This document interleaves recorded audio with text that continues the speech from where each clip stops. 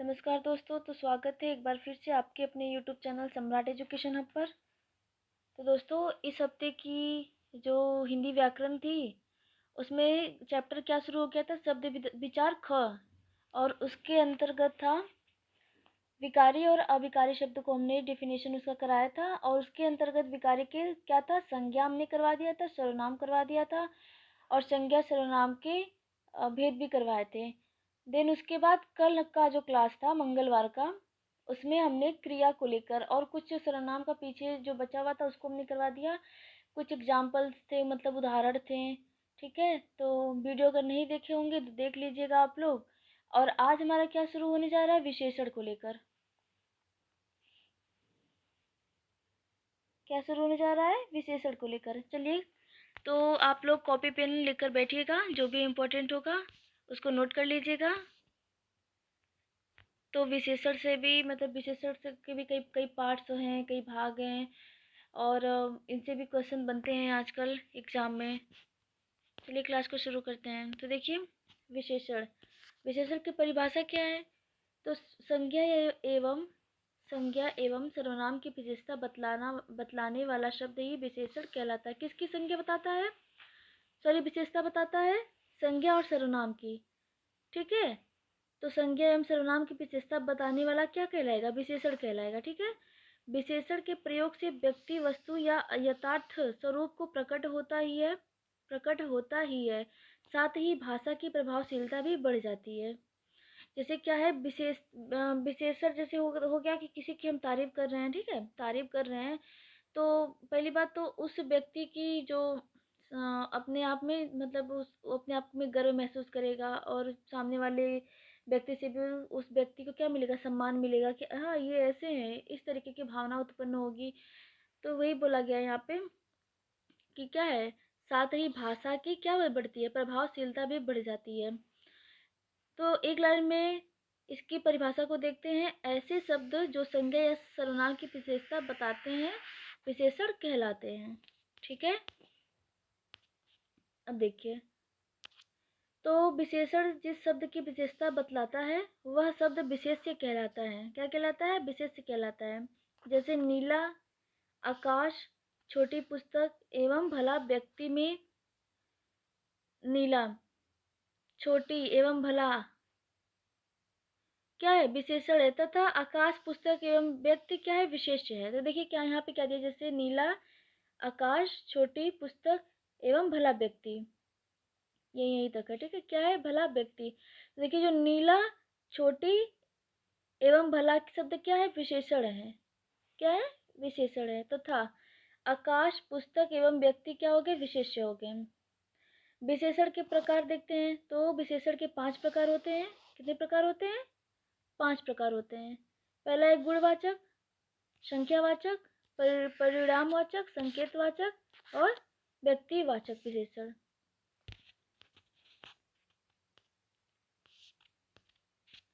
गुणवाचक विशेषण किसे बोलेंगे, तो ऐसे शब्द जो किसी संज्ञा या सर्वनाम के गुण, दोष, रूप, रंग, आकार, स्वभाव अथवा दशा का बोध कराते हैं, उन्हें क्या बोलेंगे, गुणवाचक विशेषण कहते हैं। किसका बोध कराएंगे, तो किसी संज्ञा या सर्वनाम के गुण को, दोष को, रूप को, रंग को, आकार को, स्वभाव को अथवा दशा को। ठीक है, जैसे पुराना कमीज, तो कमीज क्या है, पुरानी है। ठीक है, कुत्ता काला, तो कुत्ता क्या है, काला है। आम मीठा, तो आम क्या है, मीठा है। तो क्या बता रहा है यहाँ पे, गुण, दोष, रंग। तो इसका कमीज पुराना, इसका क्या बता रहा है ये, इसका एक तरह से मान लीजिए कि इसकी पहचान, इसका गुण बता रहा है। ठीक है, गुण बता रहा है, ये क्वालिटी बता रही है कि कमीज क्या है, वो तो पुरानी हो चुकी है। और यहाँ पे कुत्ते को लेकर क्या बोला गया, इसके रंग को लेकर बोला गया है। ठीक, और आम क्या है, आम मीठा है। और मीठा किस में आता है, मीठा भी आप उसके गुण में आएगा। ठीक है, चलिए, अब यहाँ पे अगर ये बोला जाए ये आम, मतलब आम छोटा है, तो छोटा किस में आ जाएगा, आकार में आ जाएगा। मान लीजिए कि ये व्यक्ति कैसे हैं, ये व्यक्ति खड़ूस हैं। ठीक है, तो खड़ूस किस में आ जाएगा, उसके स्वभाव में आ जाएगा। अगला है संख्यावाचक विशेषण। तो ऐसे शब्द जो किसी संज्ञा या सर्वनाम को निश्चित या अनिश्चित संख्या, क्रम या गणना का बोध कराते वे संख्यावाचक विशेषण कहलाते हैं। यह दो प्रकार के होते हैं, एक निश्चित संख्या में, दूसरा अनिश्चित संख्या में। तो देखिए, जो निश्चित वाचक संख्या होते हैं, जैसे कि एक, दूसरा, तीनों, चौगुना आदि एवं। और देखिए, अनिश्चित में क्या होता है कि मान लीजिए बोलते हैं ना लोग कि शायद हो सकता है, ठीक है, शायद शब्द। हाँ, मैंने कुछ कुछ देखा था, इस तरीके से। पूरा देखा है कि नहीं देखा है नहीं पता हमको। उसे उसमें से थोड़ा सा ला दो, थोड़ा सा कैसा शब्द है। अगर हम वही बोल देंगे कि हाँ मुझे 1 लीटर क्या चाहिए, दूध चाहिए, चाहे 1 कप पानी लाओ, तो 1 कप एक क्या है, वर्ड है, ठीक है। मतलब एक संख्या में, उसका निश्चित संख्या हम बता रहे हैं कप की, 1 कप ही चाय लाना। अगर हम ये बोल दें कि अरे गिलास में थोड़ा सा दे देना, ठीक है, तो गिलास में थोड़ा सा दे देना। गिलास बड़ी भी होती है, छोटी भी होती है, तो यहाँ पे साइज का नहीं, लेकिन गिलास में क्या है, थोड़ा सा दे देना। थोड़ा क्या, उसकी अनिश्चित वाचक क्या हो गया, विशेषण हो गया इसका। यही बोला गया था कि संख्या में दो तरह के होते हैं, एक निश्चय संख्यावाचक होते हैं और दूसरा अनिश्चय संख्यावाचक होते हैं। तो जिसमें नाम मतलब एक एक इक्वल उसका संख्या निकाले, जैसे 1, 2, 15, 16, जैसे 1 से लेकर 100 तक, जो भी मान लीजिए 1000, 2000, लाख, अरब, अगर इस तरीके से रहेगा तो वो क्या होगी, एक उसकी निश्चित संख्यावाचक विशेषण होगी। थोड़ा, कुछ, बहुत, सब, इस तरीके से क्या एक अन्य है, तो उसमें काउंट तो होगा संख्यावाचक में, लेकिन क्या है, अनिश्चित संख्यावाचक है ये विशेषण। तो आप लोग इसको याद रखिएगा। अगला है परिमाणवाचक संज्ञा। तो ऐसे शब्द जो किसी वस्तु, पदार्थ या जगह की मात्रा, तौल या माप का बोध कराते हैं, उन्हें परिमाणवाचक विशेषण। देखिए, किसमें आया है ये, PYQ, जो अभी आपका पिछला SI एग्जाम हुआ था ना, 2021 वाला शायद, उसमें बहुत सारे क्वेश्चन अलग अलग शिफ्ट में पेपर हुआ है, और उसमें ये जो विशेषण को लेके ना, वहाँ पे क्वेश्चन पूछा गया, ये परिमाणवाचक आपका, यहाँ से ना बहुत सारे क्वेश्चन पूछे जाते हैं, अलग अलग शिफ्ट में पूछे गए हैं। तो क्या पता जो आने वाला पेपर है SI का, पुलिस का, कांस्टेबल का, GD का, उसमें भी पूछ दे ये सारी चीज़ें, ठीक है। तो देखिए, परिमाणवाचक में क्या है कि जगह की मात्रा, तौल या माप का बोध कराते उन्हें परिमाणवाचक विशेषण कहलाते हैं। इसमें भी दो प्रकार के भेद है, एक निश्चित परिमाणवाचक, दूसरा है अनिश्चित परिमाणवाचक। जैसे 2 लीटर, ठीक है, 2 लीटर, 5 किलो, 3 मटर। अनिश्चित परिमाणवाचक में है, जैसे थोड़ा, बहुत, कम, ज़्यादा आदि। तो ये देखिए, हम क्या करेंगे, यहाँ पे भी दिया है जैसे कुछ, बहुत, सब। तो यहाँ पे क्या है, कई, कुछ, बहुत, सब, ये बस संख्यावाचक यानी अनिश्चित संख्यावाचक में आएंगे। और यहाँ पे क्या दिया है, थोड़ा, बहुत, कम, ज़्यादा आदि, ये किस में आएंगे, परिमाणवाचक में आएंगे। तो इसको आप लोग बहुत ध्यान से देखिएगा, ठीक है। अब आप लोग ये बोलेंगे बहुत इसमें भी है और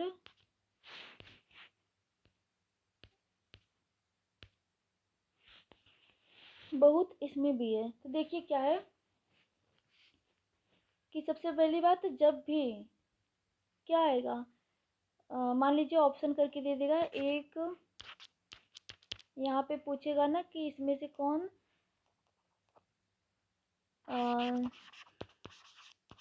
संख्यावाचक विशेषण है, ठीक है।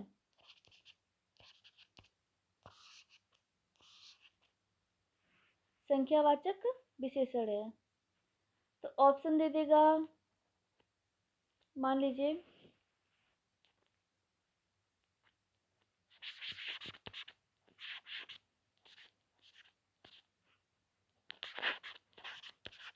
आज मैंने खाया, ठीक है।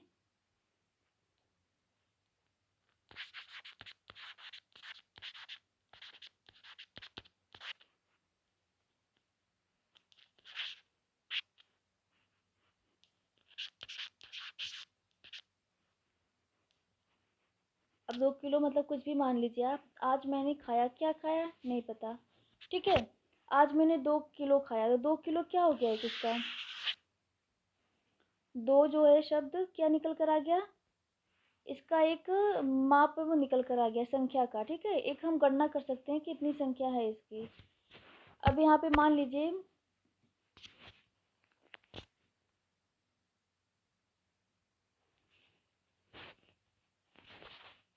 सॉरी ये केजी नहीं, अगर केजी में आ जाएगा तो भी ये क्या होगा, गलत होगा। अगर ये मान लीजिए कि ये बोल दे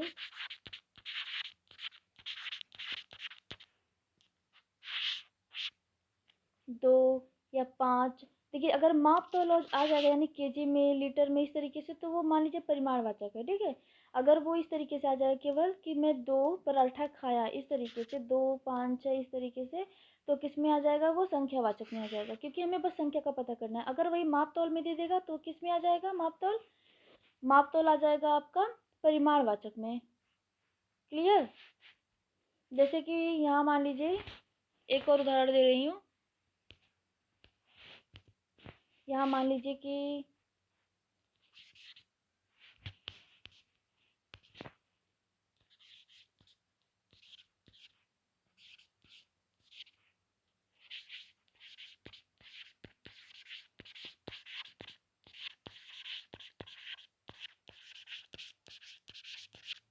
काम करते हैं। अब देखिए, अब एक मान लीजिए कि एक लड़की कितने केजी की है, 52 केजी की है। तो जो लड़की की ये वजन होगा, माप होगा, इसे किस में हम लेंगे, ये परिमाणवाचक में आएगा, ठीक है। बस सीधा सा चीज़ ये है कि जहाँ पे भी माप तोल आ जाएगा, लीटर में, केजी में, ठीक है, तो वो क्या हो जाएगा, परिमाणवाचक हो जाएगा। केवल अगर संख्या में आएगी तो क्या हो जाएगी, वो संख्यावाचक हो जाएगी। अगर वही मतलब नाम में, संख्या में क्या करके दे देगा, 1 2 3 100 जो भी दे देगा, तो संख्यावाचक क्या हो जाएगी, निश्चित हो जाएगी। अगर जैसे कुछ करके दे देगा, सब करके दे देगा, वो अनिश्चित हो जाएंगी। सेम उसी तरीके से परिमाण में बोला है कि अगर बहुत, कम, थोड़ा क्या करके दे देगा इसके, तो ये परिमाण में आ जाएगी, ठीक है। और वही लीटर माप तौल में दे देगा तो किस में आ जाएगी, निश्चित परिमाणवाचक में आ जाएगी। अगला है संकेतवाचक।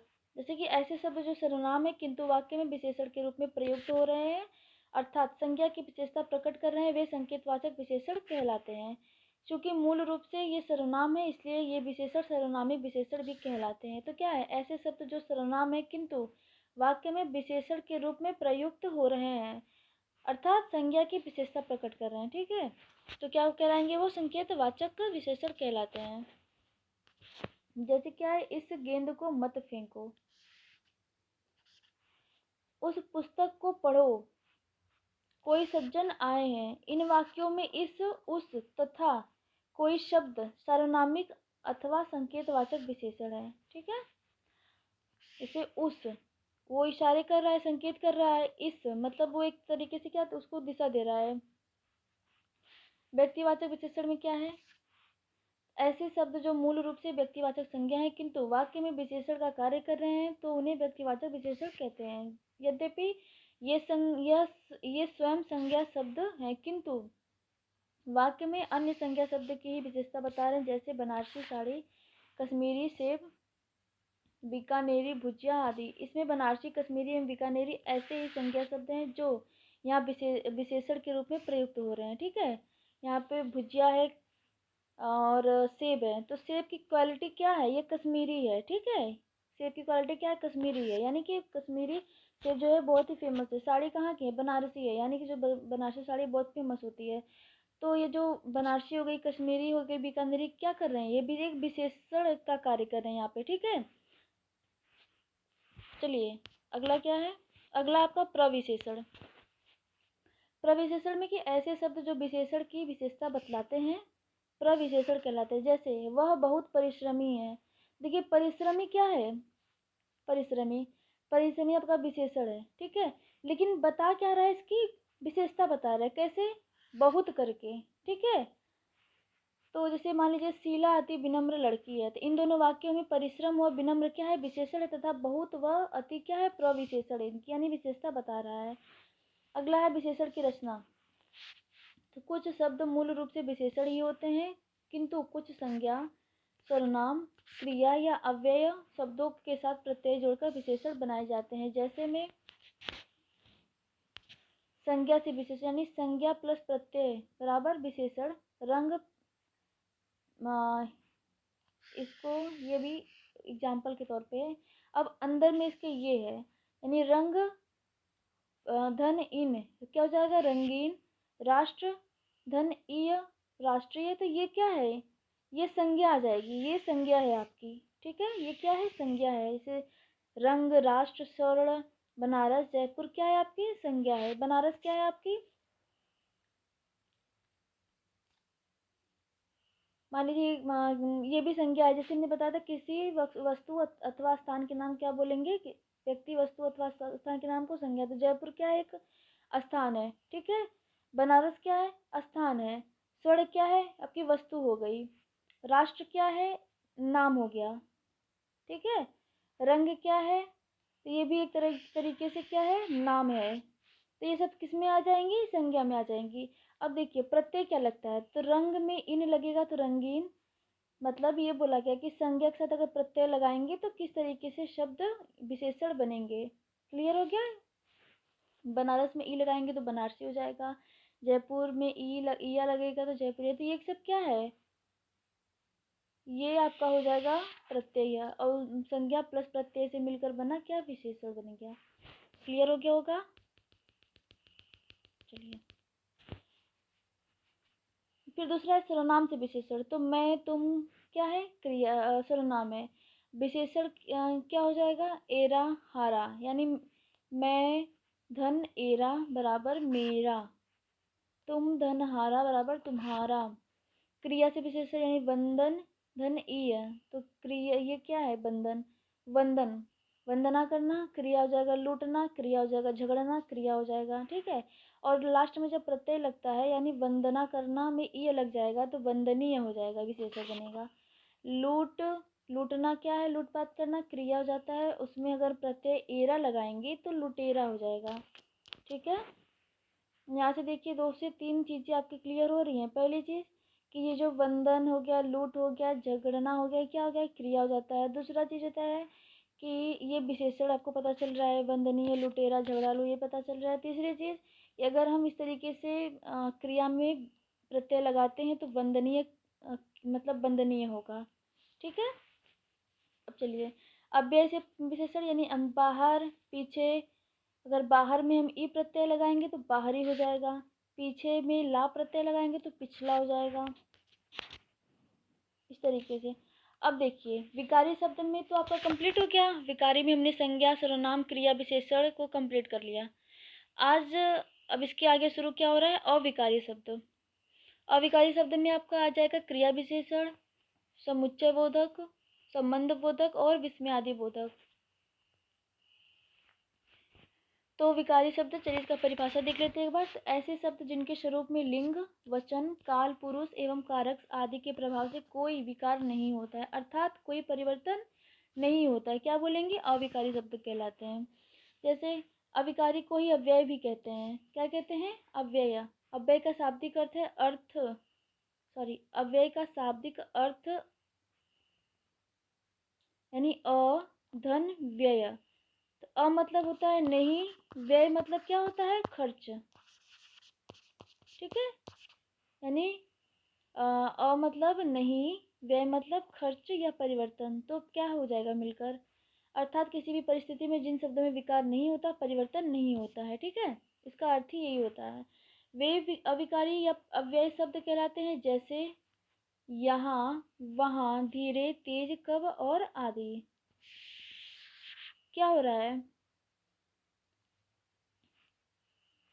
किसी भी परिस्थिति में इनका शब्दों में विकार नहीं होता, मतलब परिवर्तन नहीं हो रहा है, जैसे यहाँ, वहाँ, धीरे, तेज, कब और आदि। तो अव्यय शब्द के भेद देखते हैं कितने होते हैं। पहला है क्रिया विशेषण, दूसरा है समुच्चय बोधक, संबंधबोधक और विस्मयादि।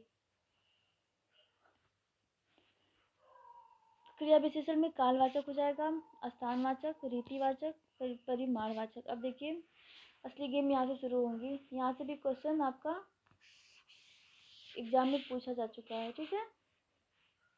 इससे बहुत ये जो है ना टॉपिक, काल, स्थान, रीति, परिमाण, बहुत कंफ्यूजन वाले टॉपिक हैं क्रिया विशेषण के। आप लोग इसमें कंफ्यूज हो सकते हैं बहुत ज़्यादा। यही से क्वेश्चन 3 से 4 पूछता है। सोचिए 3 से 4 क्वेश्चन, मतलब आपका जो 10 नंबर है वो कट जाएगा अगर आप लोग आंसर को क्वेश्चन को छोड़कर आते हैं तो। फिर है समुच्चय बोधक के कितने भेद हैं? 2 हैं, समानाधिकरण, दूसरा है व्यधिकरण, ठीक है।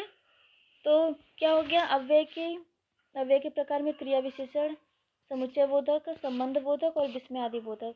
और क्रिया विशेषण के कितने प्रकार हैं? 4 प्रकार है, कालवाचक, स्थानवाचक, रीतिवाचक, परिमाणवाचक, ठीक है। और समुच्चय बोधक के समानाधिकरण, व्यधिकरण। चलिए अब आगे देखते हैं। क्रिया विशेषण को देखते हैं। ऐसे अव्यय शब्द जो क्रिया की विशेषता बतलाते हैं उन्हें क्या बोलेंगे? क्रिया विशेषण कहते हैं। आपने देखा होगा क्रिया की परिभाषा और उसका एग्जाम्पल हमने अलग से करवाया, विशेषण का अलग से करवाया, प्रविशेषण का भी अलग से करवाया, विशेषण का भेद भी हमने अलग से करवाया। अब आगे क्या आ गया? क्रिया विशेषण, ठीक है। तो यहाँ वहाँ जल्दी बहुत आदि क्रिया विशेषण के मुख्यतः 4 भेद हैं। तो जो इसके एग्जाम्पल आ जाएंगे क्रिया विशेषण क्या आएंगे? यहाँ, वहाँ, जल्दी, बहुत, आदि, ठीक है। क्रिया विशेषण के मुख्यतः 4 भेद हमने बताया था आप लोगों को।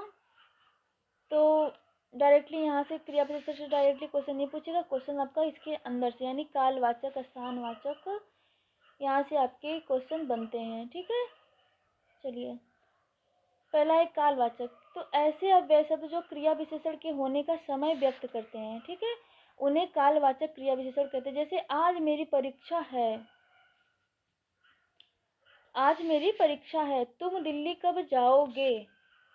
इन वाक्यों में आज एवं कब क्या है? कालवाचक क्रिया विशेषण के उदाहरण हैं। तथा अन्य उदाहरण कल, जब, प्रतिदिन, प्रायः, अभी अभी, लगातार, अब, तब, पहले, बाद में, तुरंत, प्रातः आदि, ठीक है। तो ये सब सारी चीजें क्या है? प्रतिदिन हो गया, प्रायः हो गया, अभी अभी, लगातार, ये सब किस में आएंगे? आपके सब कालवाचक के अंतर्गत आते हैं। दूसरा है स्थानवाचक। तो ऐसे अव्यय शब्द जिनसे क्रिया के घटित होने के स्थान का ज्ञान प्राप्त होता है उन्हें स्थानवाचक क्रिया विशेषण कहते हैं। जैसे यहाँ, वहाँ, वहीं, कहीं, ऊपर, नीचे, बाएं, पास, दूर, अंदर, बाहर, सामने, निकट आदि। जैसे मान लीजिए इसका ये तो आप लोगों को दे दिया, अब उदाहरण एक बनाते हैं। तो खेल का मैदान विद्यालय के पास स्थित है, रमेश यहाँ रहता है। तो क्या हो जाएगा? यहाँ, यानी कि एक उसका लोकेशन बता रहा है, एग्जैक्ट में उसका स्थान बता रहा है, ठीक है। तो यहाँ क्या हो जाएगा? यहाँ पे स्थानवाचक हो जाएगा। मान लीजिए कहीं, कहीं पर तो हमने देखा है, कहीं पर हमने देखा है, कहीं का मतलब क्या हो जाएगा? मतलब कि वो कहीं किसी जगह पे गया था और उस व्यक्ति को देखा उसने, तो एक स्थान हो गया। फिर है दूसरा, मान लीजिए वहाँ, वहाँ मतलब ले लीजिए कि मैंने कोई भी नाम ले लीजिए। ये तो मुझे नाम लेने में बड़ा अटपटा लगता है किसी का, मैं किसका नाम लेकर वो सेंटेंस को बनाऊं, ए भी बोल देती हूँ, ठीक है। तो मान लीजिए ना,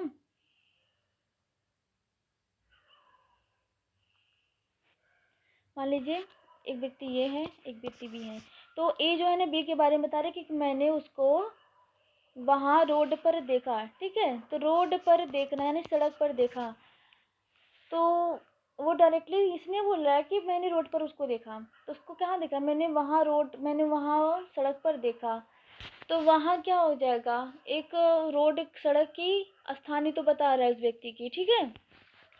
अब जैसे यहाँ पे बोला खेल का मैदान विद्यालय के पास है, जो खेल का मैदान कहाँ है? विद्यालय के पास है, क्लियर। तो पास क्या हो जाएगा? एक स्थान हो जाएगा, ना विद्यालय में है ना उसका कोई एग्जैक्ट हमको पता है। कहाँ पता है? कि विद्यालय के पास है, उसका लोकेशन जो है कहाँ स्थित है? विद्यालय के पास में। तो पास भी क्या हो जाएगा? इसका स्थानवाचक में हो जाएगा। रीतिवाचक देखते हैं। तो इस तरह से जब भी क्वेश्चन बस आप लोग याद कर लीजिए कि जैसे यहाँ, वहाँ, वहीं, कहीं, ऊपर, नीचे, बाएं, दाएं, सॉरी दाएं तो नहीं है, बाएं, पास, दूर, अंदर, बाहर, सामने, निकट आदि, ये सब सारी चीजें आएंगी तो स्थानवाचक में हो जाएंगे। रीतिवाचक में देखेंगे कि ऐसे अव्यय शब्द जो क्रिया की विधि या रीति को व्यक्त करते हैं, ठीक है, तो क्या बुलाएंगे? रीतिवाचक क्रिया विशेषण कहलाते हैं। इनमें क्रिया के निश्चय, अनिश्चय, स्वीकार, कारण, निषेध आदि अर्थ प्रकट होते। जैसे तुम बहुत धीरे धीरे चलते हो, तो धीरे धीरे क्या हो जाएगा? एक रीतिवाचक है। जरा तेज कदम चलाओ, तो क्या है? यहाँ पे भी रीतिवाचक है। झटपट पहुंचना है, इसमें धीरे धीरे, झटपट, तेज रीतिवाचक क्रिया विशेषण है, ठीक है। परिमाणवाचक पे आते हैं। तो ऐसे अव्यय शब्द जो क्रिया की अधिकता, न्यूनता आदि परिमाण का बोध कराते हैं तो उन्हें परिमाणवाचक क्रिया विशेषण कहते हैं। जैसे थोड़ा थोड़ा, जितना उतना, अधिक कम कुछ। तो देखिए ये विशेषण में भी है और एक क्रिया विशेषण में भी है कि विशेषण में संख्यावाचक में है और परिमाणवाचक विशेषण में भी है, और यहाँ पे क्रिया विशेषण का भी ये भाग है। तो जब भी क्या पूछेगा ऊपर, जब भी इस तरीके से कुछ, कम, बहुत, ज़्यादा, थोड़ा करके आएगा ना, ऑप्शन देने से पहले वो वहाँ पे पूछेगा कि ये परिमाणवाचक क्रिया विशेषण, परिमाणवाचक क्रिया विशेषण इनमें से कौन है, ठीक है। तब अगर वहाँ पे इस तरीके से पूछेगा थोड़ा थोड़ा, जितना, कम, अधिक, कुछ, तो इस तरीके से अगर आ जाएगा तो ये इसको आप ट्रिक करके सही कर दीजिएगा ना, ठीक है। अब मान लीजिए कि आपकी मैम आपने बोला कि किसमें है, विशेषण में भी है, ठीक है, विशेषण में भी है परिमाणवाचक विशेषण, ठीक है। तो मान लीजिए उसमें भी दो पार्ट्स थे, एक निश्चित है, एक अनिश्चित है। तो निश्चय क्रिया विशेषण में हम परिमाण क्रिया विशेषण हमने ये बताया था कि जब माप तोल उसका करेक्ट निकल कर आएगा कि हाँ मुझे 2 लीटर, 5 लीटर, इस तरीके से कुछ पानी चाहिए, लिक्विड फॉर्म में कुछ भी चाहिए, तो क्या हो जाएगा? वो एक निश्चित हो जाएगा। अगर हम बोलेंगे कि हमें थोड़ा सा कुछ लिक्विड फॉर्म में चाहिए, थोड़ा सा पानी चाहिए, तो इसको हम कैसे बोलेंगे? तो वहाँ पे ऊपर आपको क्वेश्चन बनकर आएगा कि इसमें से कौन परिमाणवाचक, सॉरी, परिमाणवाचक विशेषण है, ठीक है, परिमाणवाचक विशेषण है। तो जब परिमाणवाचक विशेषण में भी पूछेगा कुछ कम सेंटेंस बन के आएगा तब भी आप उसको ट्रिक कीजिएगा। परिमाणवाचक क्रिया विशेषण में अगर आएगा तब भी आप इसको ट्रिक कीजिएगा, ठीक है। फर्क क्या रहेगा? शब्द वही रहेंगे, शब्द वही रहेंगे, हेडिंग बस चेंज होगी आपकी, यानी जो प्रश्न पूछने का तरीका होगा वो यहाँ पे चेंज होगा, क्लियर। दोनों परिमाण ही होंगे, बस एक विशेषण होगा, एक क्रिया विशेषण होगा। वहाँ पे शब्द चेंज होंगे, शब्द चेंज ऐसे होंगे कि मुझे थोड़ा पानी चाहिए, तो थोड़ा पानी चाहिए क्या आ जाएगा? वो एक विशेषण हो जाएगा। पानी क्या चाहिए? थोड़ा चाहिए। क्रिया विशेषण में कि तुम अधिक खाते हो, ठीक है, तुम अधिक खाते हो, खाना क्या हो जाएगा? आपका क्रिया हो जाएगा, ठीक है। देखिए खाना खाना, खाना खाता है, तो खाता क्या हो जाएगा? क्रिया हो जाएगा। खाना क्या हो जाएगा? आपका विशेषण हो जाएगा। तो दोनों मिलके क्रिया विशेषण, और किसका परिमाण क्या हो जाएगा इसमें? तो अधिक हो जाएगा, ठीक है। उम्मीद है अब आप लोगों को समझ में आ गया होगा। थोड़ा सा इसमें कंफ्यूजन है, आप लोग 2-3 बार शब्दों को पकड़ेंगे ना तो हो जाएगा। और एक बार आप लोग नोट्स भी देख लीजिएगा, किताब भी पढ़ लीजिएगा, और मेरा पीडीएफ भी पढ़ लीजिएगा, और मेरे लेक्चर को भी सुन लीजिएगा, तो शायद थोड़ा सा, अगर इतना कन्फ्यूजन नहीं होता तो सवाल यहाँ से क्यों बनते हैं? इतना आसान होता तो सभी लोग आसानी से इसका आंसर नहीं कर देते। कन्फ्यूजन है इसीलिए यहाँ से सवाल बनता है, और चीज़ों को एक बार सुनने समझने से कोई कुछ नहीं होने वाला, ठीक है। जब तक आप एक से, अगर देखिए हर व्यक्ति शुरू से अंत तक कुछ न कुछ सीखते चले आते हैं, तो क्या उनकी लाइफ में जो पहली बार घटित होता है वो एक ही बार में सिर्फ, क्या बच्चे स्कूल जाते हैं, विद्यालय जाते हैं, कॉलेज जाते हैं, अगर वो पहले दिन में सब कुछ सीख जाएं तो उनको रोज जाने की जरूरत ही क्या पड़ती? वो 7 दिन, वो 6 दिन के 6 चैप्टर पढ़ नहीं डालते हैं। तो हमें रोज डेली डेली डेली डेली कुछ ना कुछ सीखना चाहिए। ज़रूरी नहीं है कि एक ही बार में देखने से, पढ़ने समझने से सब कुछ सीख लेंगे। 1 से 2 बार आप देखिए इसको, किताब को भी देखिए, प्लस जो नोट्स बनाए हैं, पीवाईक्यू जो है, सवाल कहाँ से उठाया है, किस तरीके से उठाया है, इतना आसान नहीं है कोई चीज़। क्लियर? हिंदी है तो क्या हुआ, इतना आसान नहीं है हिंदी। और आजकल आपको पता है कि कितना सारे सवाल हिंदी से कंफ्यूज करने के लिए आ रहे हैं, टफ है चीज़ें इसीलिए आ रहे हैं। चलिए ठीक है, मिलते हैं इसी तरीके से, अब अगले हफ्ते मिलेंगे। तो कल का हमारा टर्म ग्रामर का शुरू हो जाएगा। ग्रामर भी आप लोग देखते रहिए, बहुत ही इम्पोर्टेंट टॉपिक मैम करा रही हैं। और अदर जो आते हैं उसमें मतलब कुछ 25 नंबर होते हैं ना इंग्लिश से, तो उसमें डायरेक्ट इनडायरेक्ट और एक्टिव पैसिव वॉइस आपका इसमें पार्ट्स ऑफ स्पीच से जैसे नाउन प्रोनाउन भी पूछ देगा। और जो आपका हिंदी में आता है ना कि एक शब्द के लिए शब्दांश, तो वाक्यांश, ठीक है, तो उसमें भी वन शब्द सब्स्टिट्यूशन की तरीके करके आता है। और आपको वो बताएंगी एंटोनिम्स सिनोनिम्स भी बताएंगी। तो जो सारी चीज़ें उसमें कराई जा रही है, टेंस वेंस सब कुछ, बहुत वो भी बहुत ज़रूरी है पढ़ना, ताकि आप घर में जो बच्चे हैं आपके छोटे भाई बहन उनको भी गाइड कर सकें। इन फ्यूचर कहीं जॉब ही लग गई आपकी अच्छी पोजीशन पे, तो वहाँ पे क्या है, वहाँ पे जो सीनियर होंगे आपसे इंग्लिश में बात करें, अगर आप लोग सीखे रहेंगे, देखे रहेंगे, वीडियो को समझे रहेंगे, तभी तो उनसे आंसर कर पाएंगे अपने सीनियर से। तो आप लोग इस हिंदी के क्लास को देख लीजिएगा, और जो भी आपके वो चलते हैं लाइव क्लासेस उसको भी देखते रहिएगा। और 2-3 दिन में मतलब संडे वाले दिन हमारी मैराथन क्लास होगी, तो आप लोग टाइमली टू उसको ज्वाइन कर लीजिएगा, ठीक है। तो मिलते हैं अगले हफ्ते हिंदी क्लास में, तब तक के लिए धन्यवाद। पीडीएफ वगैरह चाहिए तो आप लोग इस व्हाट्सएप ग्रुप से जुड़ जाइए, ठीक है। और ज़रूरी नहीं है कि पीडीएफ के लिए जुड़ सकते हैं आपका। देखिए एग्ज़ाम आने वाला है 1.5 महीने में SI का, और जून में ये अनाउंस हो गया है कांस्टेबल, जो यूपी कांस्टेबल का एग्ज़ाम है वो भी जून में अनाउंस हो गया है, 8, 9, 10 जून को, 3-4 दिन, और अलग अलग शिफ्ट में एग्ज़ाम होंगे।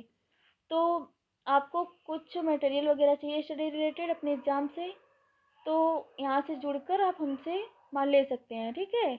स्टडी रिलेटेड कोई भी पीडीएफ वगैरह हुआ, वीडियो हो गया, लेक्चर हो गया, कोई इंपॉर्टेंट टॉपिक नहीं समझ में आ रहा है, इसको क्या कैसे समझना है, कैसे सॉल्व करना है, मैथ से कोई ऐसे क्वेश्चन है जो आपको समझ में नहीं आ रहा है, तो आपको अच्छी तरीके से एक एक चीज़ों को तोड़ तोड़ के वहाँ पे फार्मूला बेसिस से बताया जाएगा। तो इसके लिए इसके लिए भी आप हमारे ग्रुप्स को ज्वाइन कर सकते हैं। चैनल पर नए होंगे सब्सक्राइब कर लीजिएगा, बेल आइकन को प्रेस कर लीजिएगा। मिलते हैं अगले हफ्ते, धन्यवाद।